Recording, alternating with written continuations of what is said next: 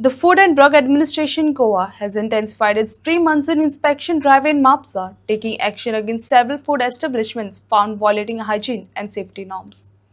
Officials reported issues including poor sanitation, improper food storage, drainage problems, unlicensed food handlers, and the use of domestic LPG cylinders in commercial kitchens. Legal action has been initiated against non-compliant units while inspections continue in Mapsa and will be extended to the coastal belt in the coming months. So आम्ही आता आमचे pre monsoon checks जे आसा ते चालू केल्ले आसा आनी फस्टूच म्हणून आमकां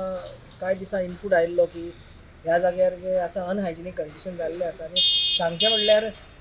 म्हाका दिसता जेन्ना हांव स्वता ह्या डिपार्टमेंटान जॉयन जाल्लो तेन्ना सावन आमी हांगा येत आसा ह्या जाग्यार आनी every time when we come we have found some of the other non compliance